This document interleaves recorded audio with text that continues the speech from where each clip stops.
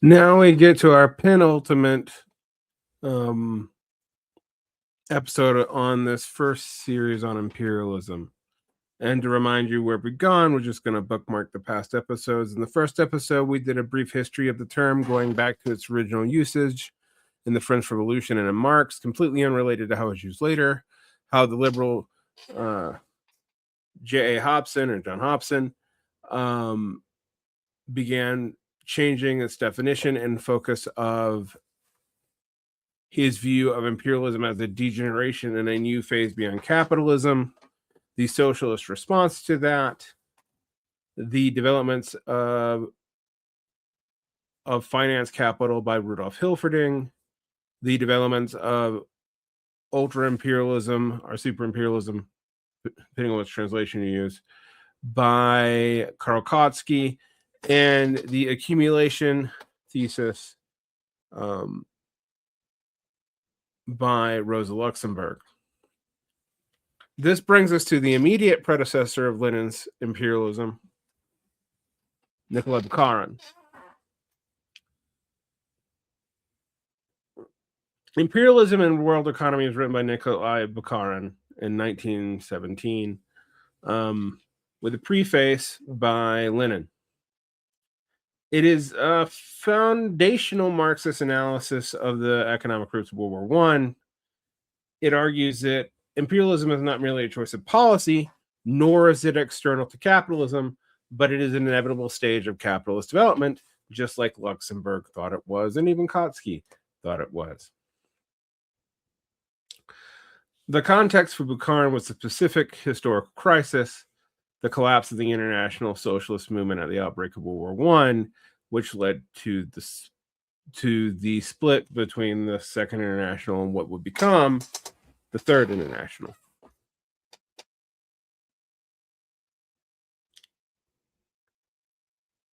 Bukharin, of course, was building on the economic works of Marx and Hilferding, responding to Kautsky, and also to some degree to Rosa Luxemburg.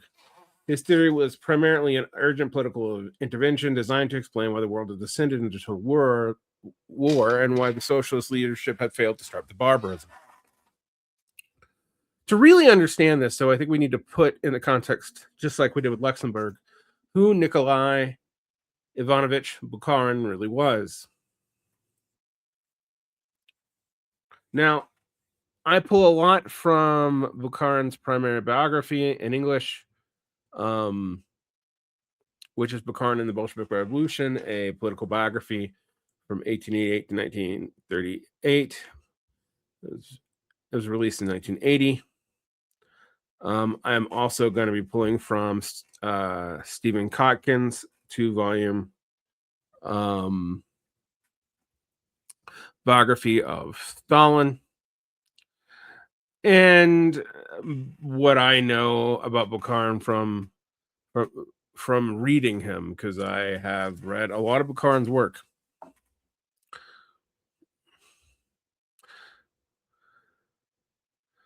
So let's get into it.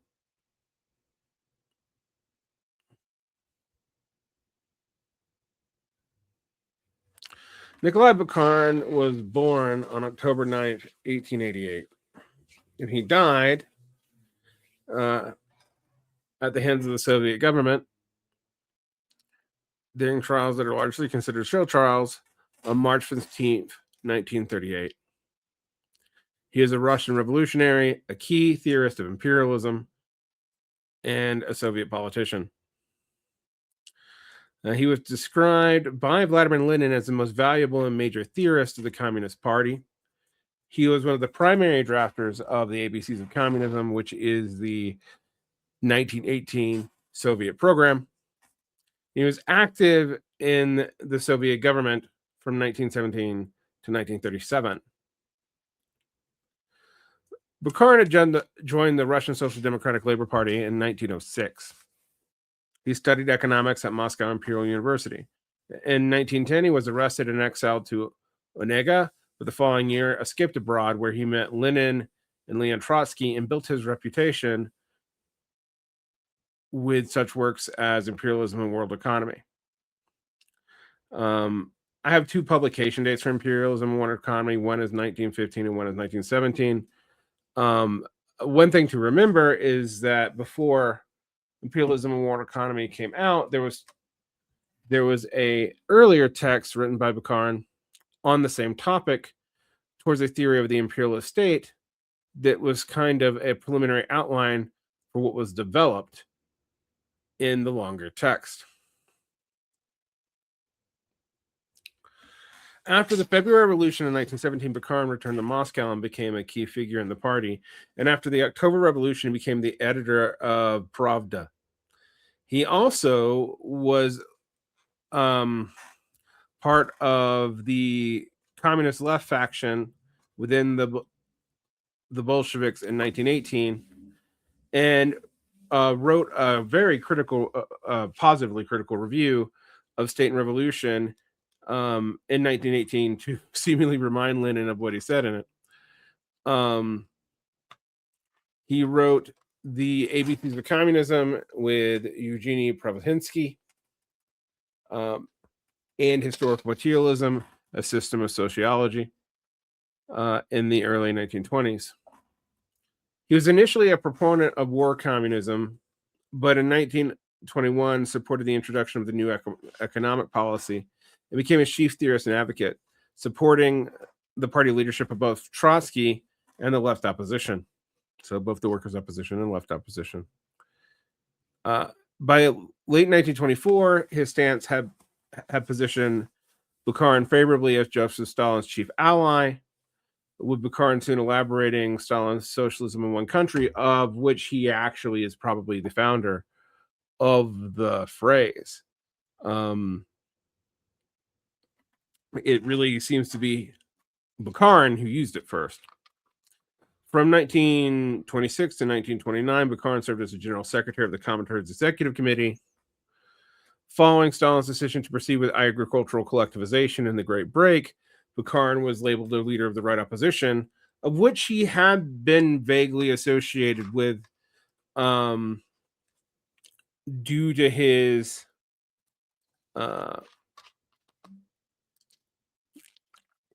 advocation of markets to keep the peasantry aligned with the revolution. After a period in lower positions in the party, since once he was labeled the leader of the right opposition, he was removed from the International, the Comintern. He was removed from the leadership of Pravda, and he was removed from the larger party leadership. But he was allowed, appeared in lower positions. In 1934, he was reelected to the Central Committee and became an editor of a different newspaper, Izvesta. He was the principal architect of the 1936 Soviet Constitution, a document I'm not particularly in love with, I'm going to be honest with you. And during the Great Purge, Stalin was accused of treason in February 1937 and executed in 1938.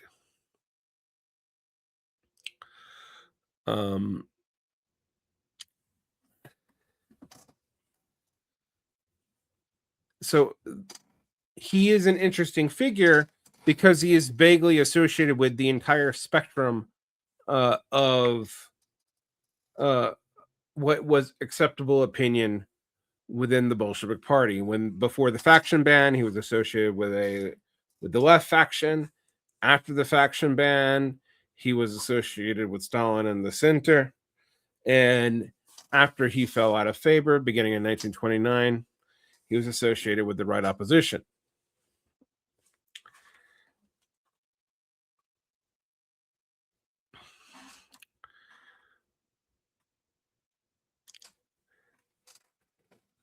Before 1914, the Second International had repeatedly pledged to oppose any interethnic war, arguing that workers should not kill each other for the profits of their masters. This, of course, was totally in line with the Workers of the World Have No Country in the Communist Manifesto. But when the war was declared, almost every major socialist party, most notably the German SPD, abandoned internationalism and voted to fund their own national militaries.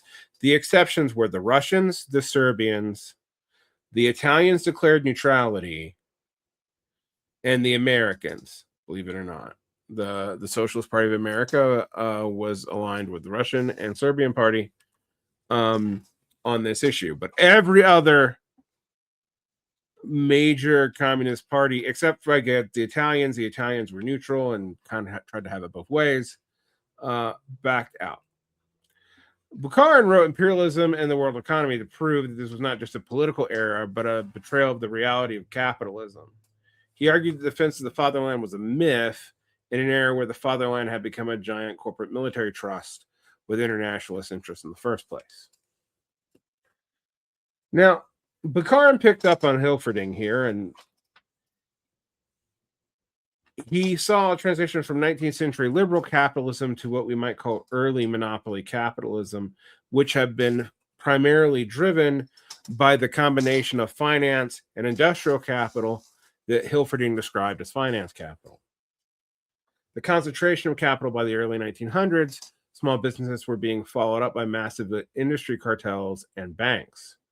Finance capital meant that this was an era of merging bank capital with industrial capital, and there was no longer just lenders, but directors of the entire sector of the economy, as it was a way to increase revenues. This led to a nationalization of capital. A central part of Bukharin's context was the observation that capital was moving into contradictory directions, and these contradictions led to tensions. First, trade and investment were spreading across the globe in what we would now call globalization. But second, despite global trade, giant monopolies were becoming more dependent on their own national states to protect their profits through tariffs, subsidies, and military contracts. Kind of like now. And this is different from like Sweezy and Baron's monopoly capital to some degree, who argued that this had actually gotten to the point that it completely undid all the laws of capital development. Bukharin didn't go that far, but what he did see is that it tied finance capital with the state because the state military was needed to protect the rents that enabled these monopolies to work. After all, monopolies are a kind of rent and exclusion on the market, an indirect rent. Bukharin termed these entities state capitalist trusts, and he argued that the state was no longer a neutral referee between capitalists, but was executive committee for national monopolies. Now, the neutral referee was also debated.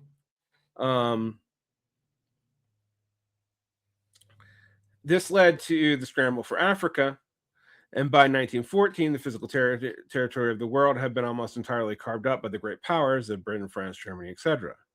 There was no more empty space. Because there was no more unclaimed territories to seize through direct colonialization, any further expansion by one power had to come at the expense of another. And this created a closed global system as opposed to an open one. Bukharin argued that in this context, the only way for the growing powers like Germany to acquire new markets or resources was through violent redivision of the world, making World War I an inevitable consequence of the economic system rather than an accident of mere failed diplomacy. Because the accusation of more territory was necessary to get more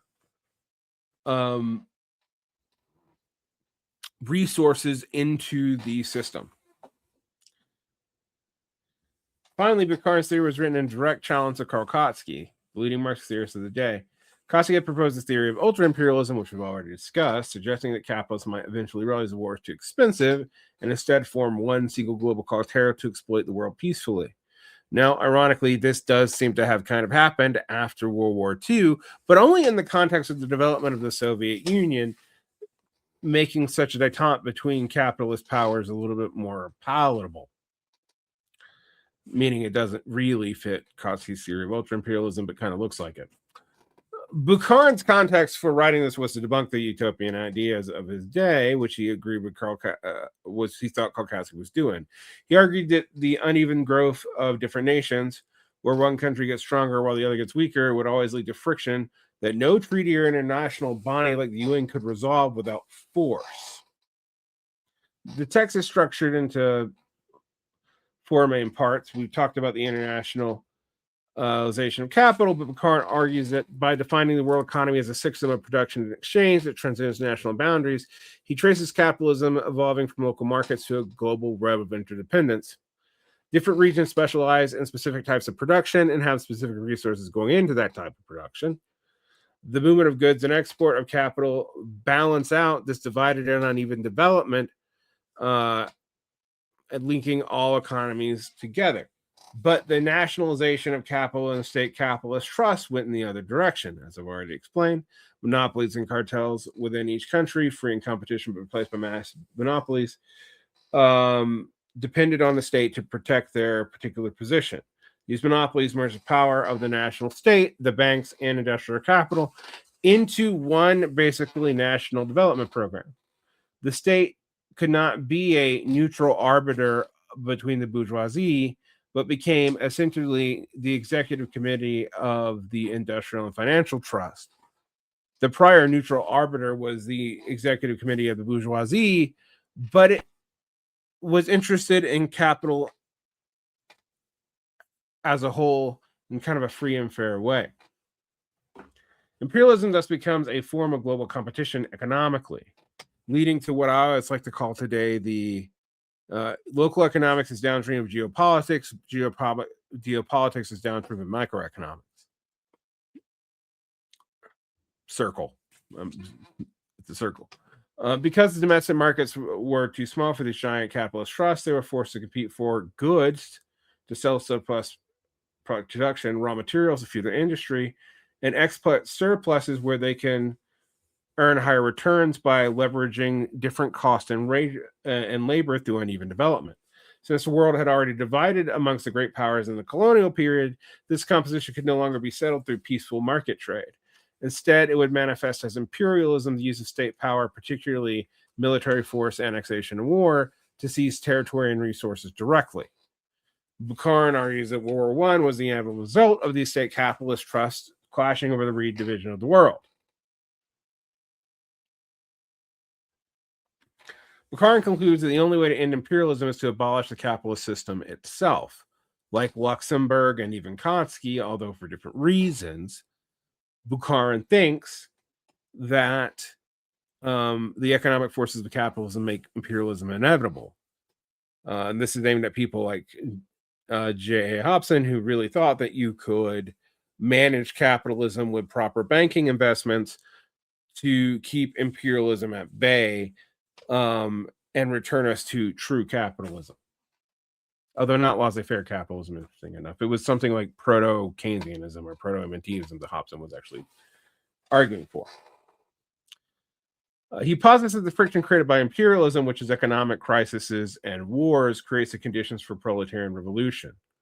As the working class is the only force capable of reorganizing the world economy on a rational, non-competitive, and international basis, because the working class both had no investment in the capital property of the system, but the ability to reproduce itself in that system of production, meaning workers know how to do the work they're supposed to do.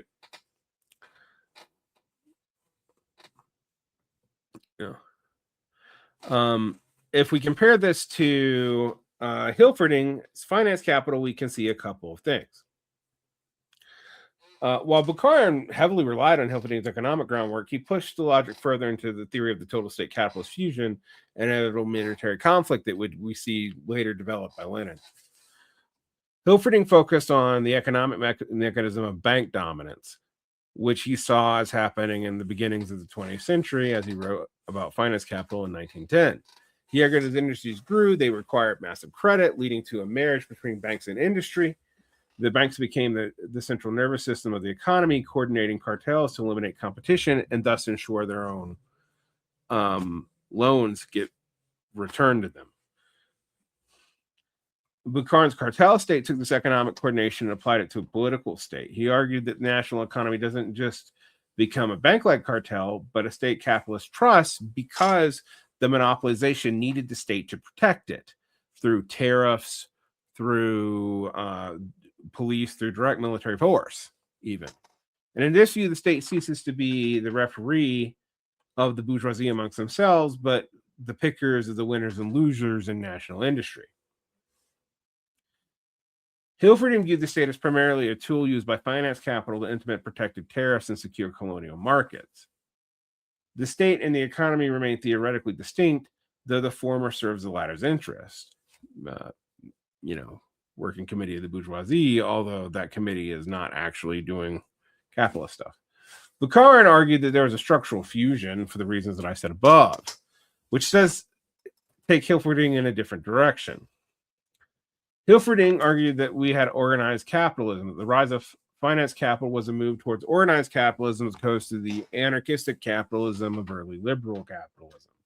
He believed that because competition was being eliminated internally by banks and cartels, capitalism was more stable and potentially easier for a future socialist government to take over simply by seizing the banks.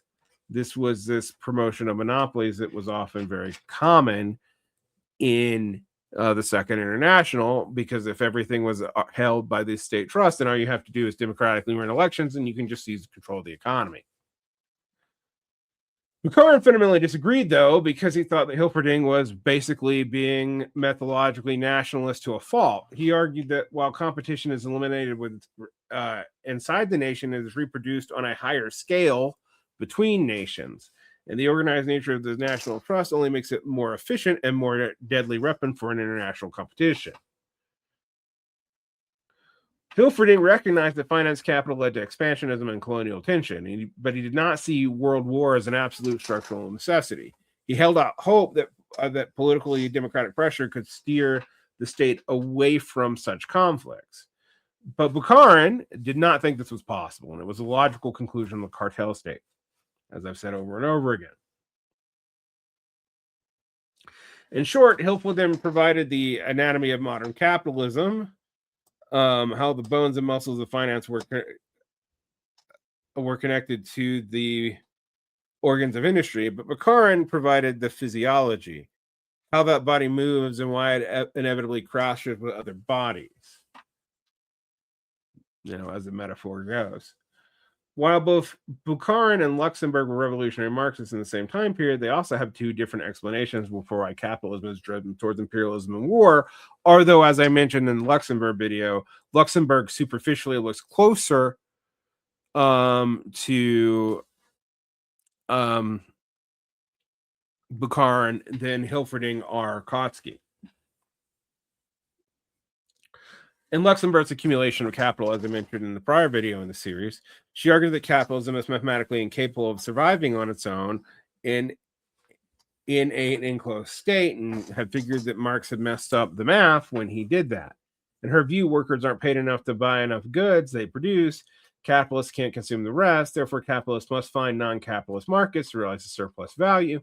And for her, imperialism is a desperate search for both customers and raw goods. Bukharin rejected this underconsumptionist theory. He argued that capitalism can theoretically expand indefinitely within its own markets through the production of more machines and infrastructure. For him, imperialism isn't caused by a lack of consumers, but a struggle for resources. Luxemburg thought resources were important, but not the primary driver. It was the driver for raw materials, investment spheres, and higher profit rates that really mattered. Luxemburg viewed the state as primarily a tool for primitive accumulation, so-called, the violent breaking of open and pre-capitalist societies so they could be integrated into a global market and create a space for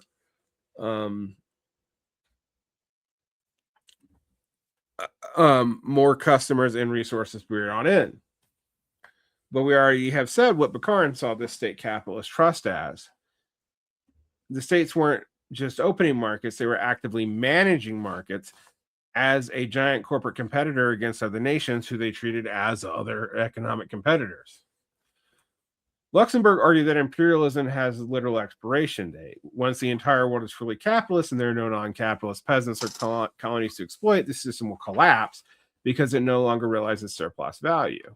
But Bukharin believed capitalism could keep going, but the political friction of competing state-national trust would lead to endless world-shattering wars if revolution did not intervene.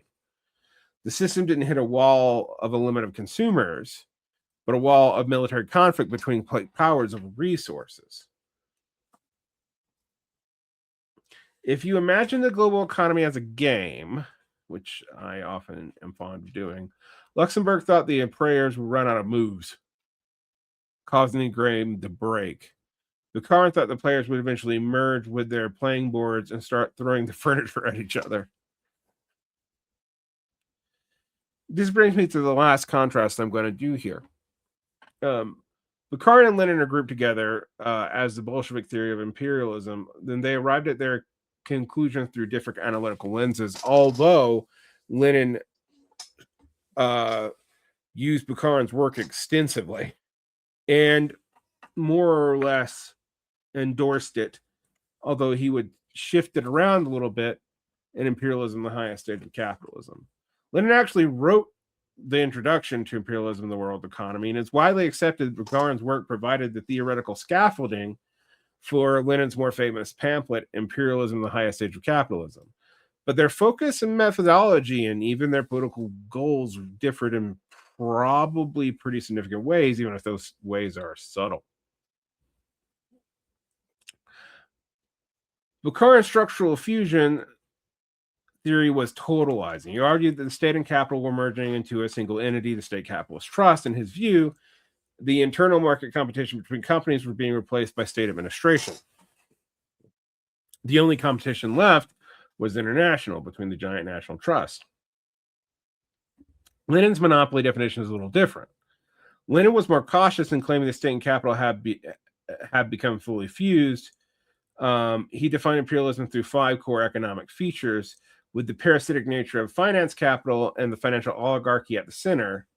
For Lenin, the state was the instrument of the banks and the monopolies, but he didn't necessarily see the state and the economy as a single indistinguishable organism. They were more like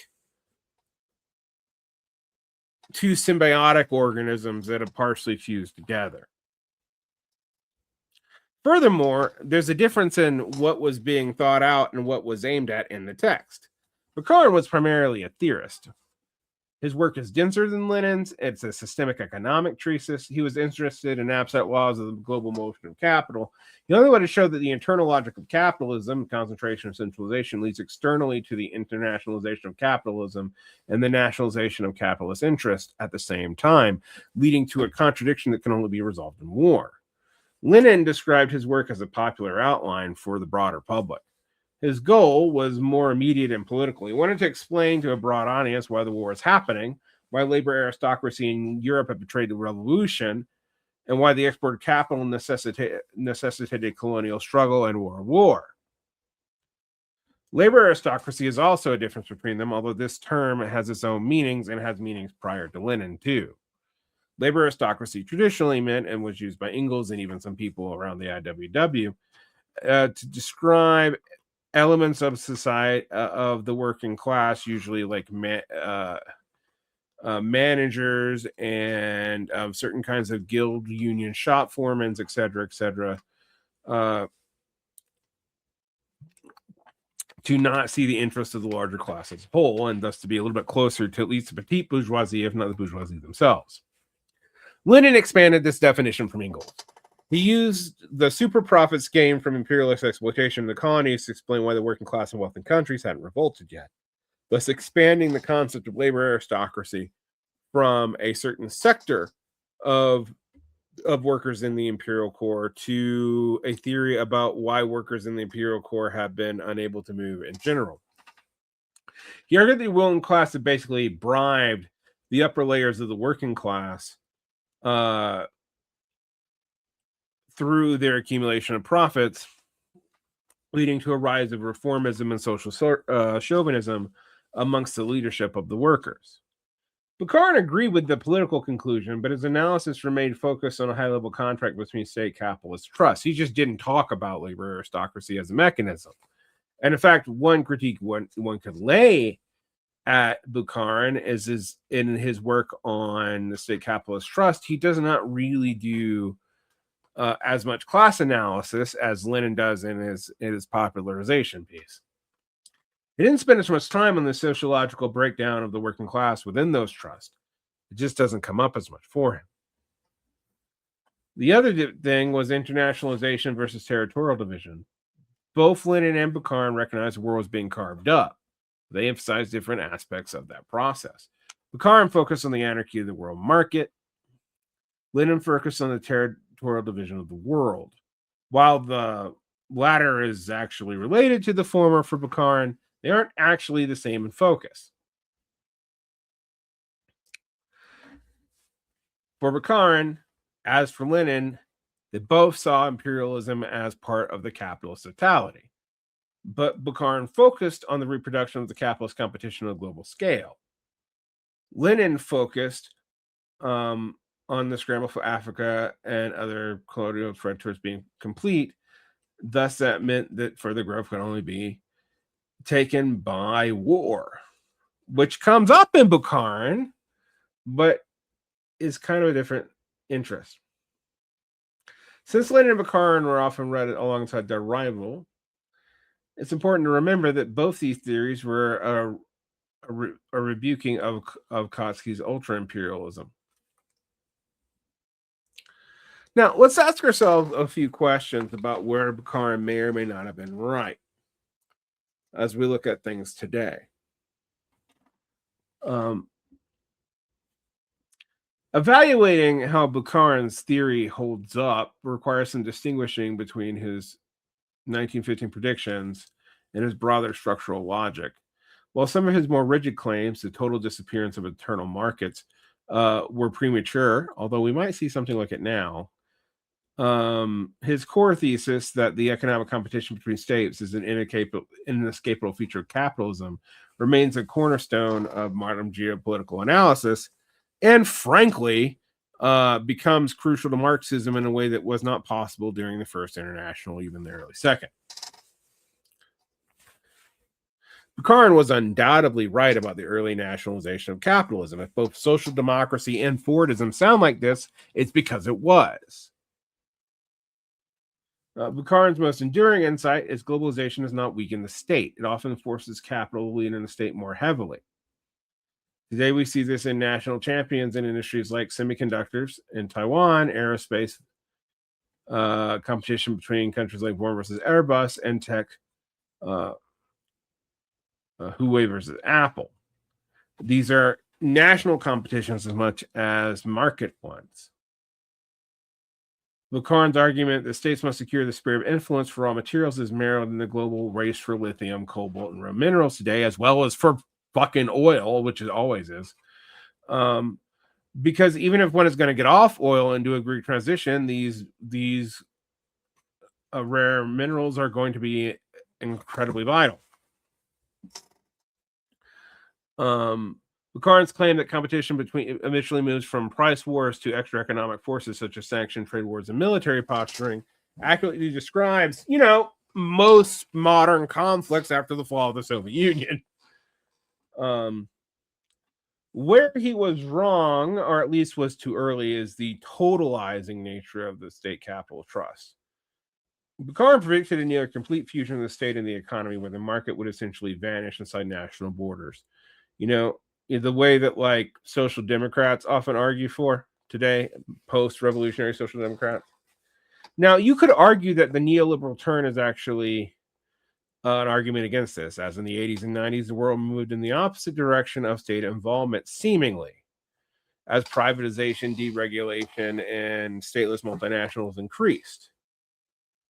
But if one actually looks at the fine print of neoliberalism, it's not true that the state played less of a role in this. After all, one of the biggest defining things of neoliberalism is public-private partnerships and the creation of private markets through government intervention. Furthermore, one may notice that during the neoliberal period, even though the number of people employed by the government decreased, the number of people dependent on government funds increased, as is the amount of government spending in the economy as a whole. The other thing that did not happen, though, that is more tangible, is domestic markets did not disappear. Even in highly nationalized economies, internal competition between firms continues to drive innovation and crisis, and business cycles still apply. Sorry, monopoly capital theorists later on, both Bukharin and of the Barono-Sweezy variety. And this Bukharin tended to overstate. But we have seen carcel states kind of reemerge in the 21st century. After the interlude of 1990s globalization, the world has swum back towards highly nationalized models competing on an international market. The China model, with state-owned enterprises, are central to global strategy, and the U.S. model, like the Inflation Reduction Act, which uses massive state subsidies to build domestic industry, saw a return to the state capitalist trust logic.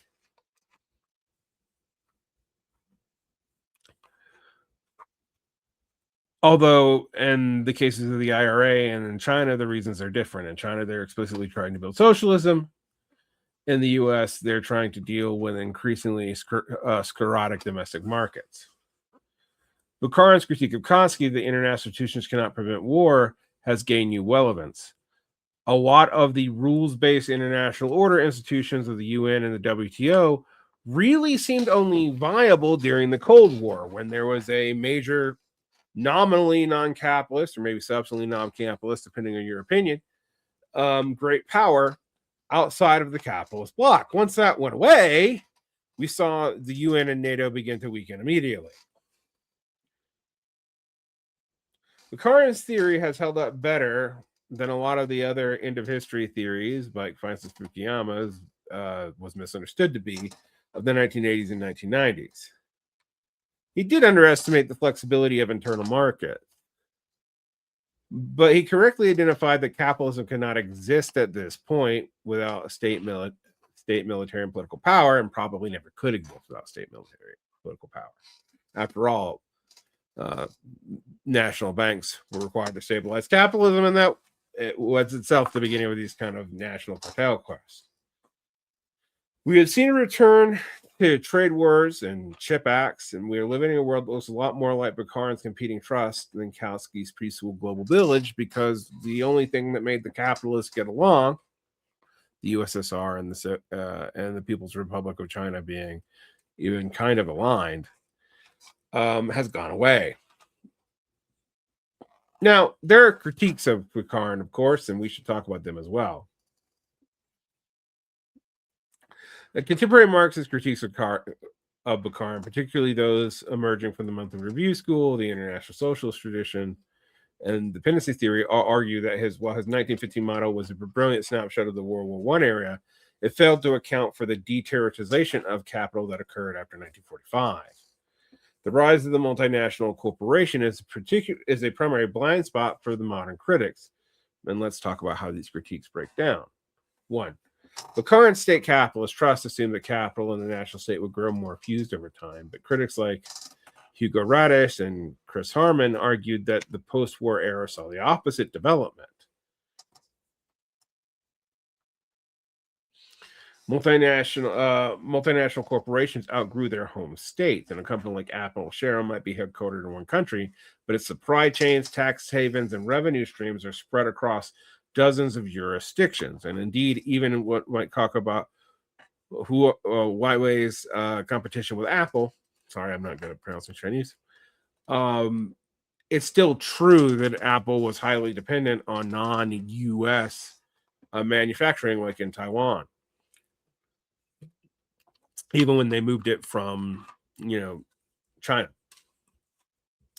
This creates a discordance of interest where a global corporation may actually be in conflict with the interests of the home state, such as offshoring jobs or avoiding national taxes, something that actually probably led to our current AI debacle in some ways, after reshoring a lot of money is tied into a lot of the R&D divestment that has gone into AI development.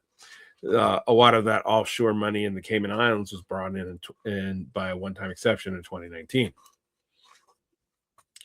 This dynamic is something that Bukharin's theory of total fusion really doesn't anticipate, even if it doesn't entirely contradict it either. The shift from territorial to financial control is also part of this. E.M. Wood, the political Marxist, noted that empire shifted towards economic hegemony without formal colonial administration. Modern imperialism works through international financial institutions such as the IMF and World Bank and market discipline, at least during the latter half of the 20th century, as much as it does literal territory annexation, as described in Bukharin's Scramble for Africa context. Capital can now exploit a territory without having to own it, and in fact, it's preferable not to own it because you don't have to deal with its administration cost. Another thing was interfirm trade versus interstate competition. Bukharin focused on the anarchy of the world market between particularly capital trusts, but a massive portion of global trade is now intra-firm trade, one branch of a company selling to another branch of the same company across national borders.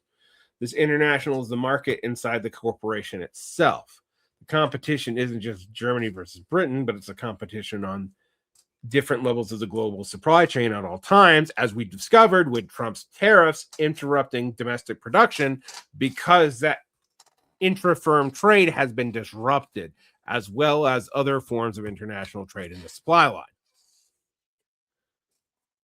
Some modern theorists, such as the transnational state theorists, argued that the multinational critique wasn't strong enough. Robinson argues that the transnational ruling class has emerged that uses global institutions like the IMF to manage the world economy as a whole. Even the U.S. Fed could be seen as a way of doing this, rather than its collection of warring national trusts. This is essentially a modern version of Kautsky's ultra-imperialism, but updated.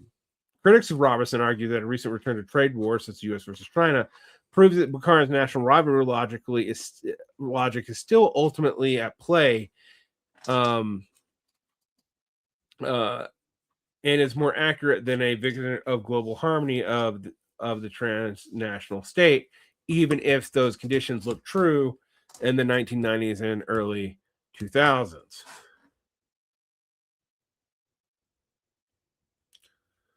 Now, one of the more interesting things to look at is dependency theory, which both is connected to Bukharin and also partially rebukes him.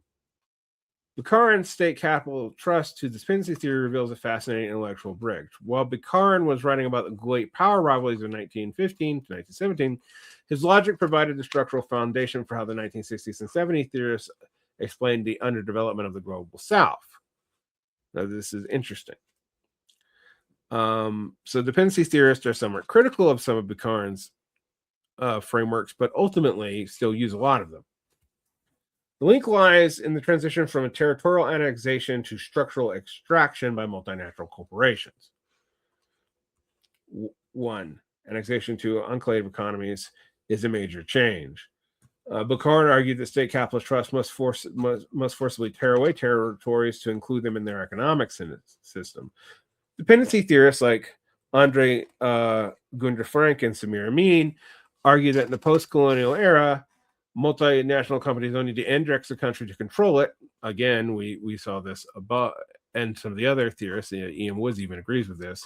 They created enclave economies, and that is what's unique to these dependency theorists. A multinational corporation acting as an arm of a powerful state can set up a minor plantation in the periphery. This enclave is more connected to the metropole, the home country, than it is to the local economy. It extracts raw materials and sends profits back home, leaving the host country with depleted resources and little industrial base. Thus, this is a drain of surplus value as well. While Bukharin emphasizes the trust seeks to maximize the surplus value created on a world scale, it does so parasitically. Unequal exchange is the key mechanism here. And building on Bukharin and Lenin, Rigi Emanuel developed this theory of unequal exchange. He argued that because labor is cheap in the periphery, because capital is mobile, high-tech state capitalist trusts of the North can effectively drain the value produced by workers in the South through trade, thus adding liquidity in their own market. But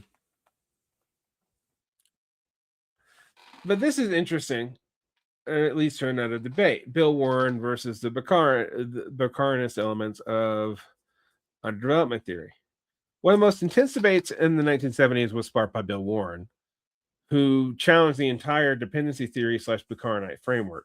Warren argued that imperialism was actually the pioneer of capitalism. He claimed that multinational corporations, by moving into periphery, were actively developing the productive forces and industrializing the third world, eventually creating a local bourgeoisie that could compete with the capitalist West, and thus also leading to possible proletarian revolutions there. Critics of Warren used Bukharin's logic and Lenin's logic to argue that the state capitalist trusts of the North would never allow a true competitor to arise. And you can see this in the work of someone like John Smith's and Imperialism in the 21st Century. They argued that any development led by multinational corporations is dependent development, is distorted, fragile, and ultimately serves the needs of the metropole's finance capital, not local populations, even if some skilling comes through this. Now, why does this Bill Warren thing matter now? This debate is currently being revived in discussions about debt trap diplomacy in the new Cold War. Critics of China's Belt and Road Initiative often use the Bukharinist lens, state-led trust seizing infrastructure, while defenders of the form actually use the South-South development that breaks old dependency ties to the West, both of which would be pulling from dependency theories. This is a 45-minute episode now, and this is where I'd like to end it.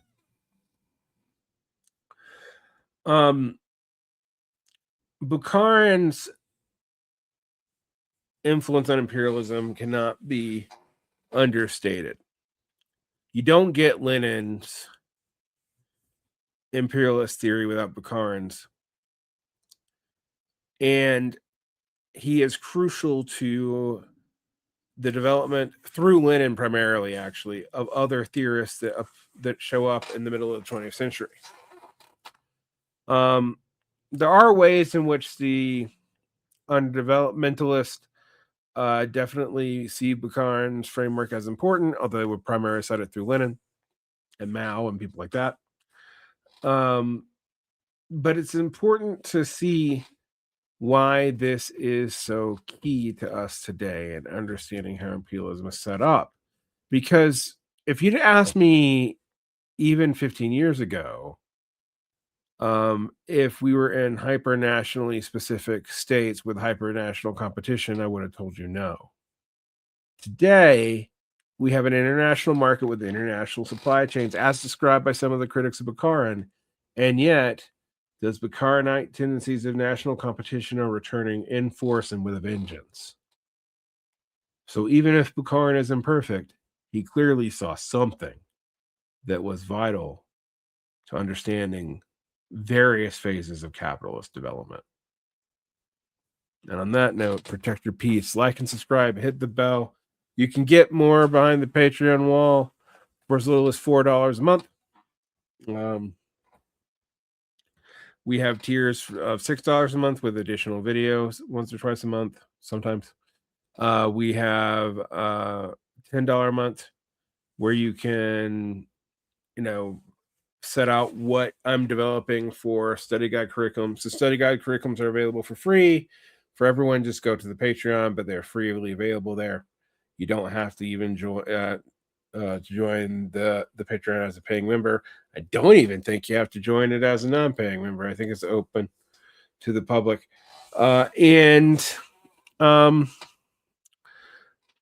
You can get more as you see fit. I'd like to thank all my patrons who make this show go. And leave a comment if you're interested. We have one more video, then I'm going to take a break before I get to mid 20th century theories of imperialism. I'm going to do another series in between the two. I'm not sure which one. The mid 20th century theories of imperialism is also going to be where I talk about the various theories of the third world and different kinds of Maoism and Trotskyism. So all those things are tied together. But I might do some other things soon about different left-wing political theories. We'll come back to that. I also have my commentary videos where I comment on recent events, or multiple text, or what other things. And the interviews will continue to come. The interviews are usually recorded a month before they're released. I'm trying to reduce that somewhat, but not too much, because I am often unstable because of my day job. and so I can always get the material out to you. I will always find time to make you stuff, but I might not make it, all at the same time. But sometimes lately it's been a major problem since Trump. Everything I do, it mentions a current event, I now have to mention the date in which I was recording because it might be undone within 2 weeks. Anyway, in these harrowing times, protect your peace and keep fighting for a better tomorrow, even if it seems hard these days to keep your chin up. Take care.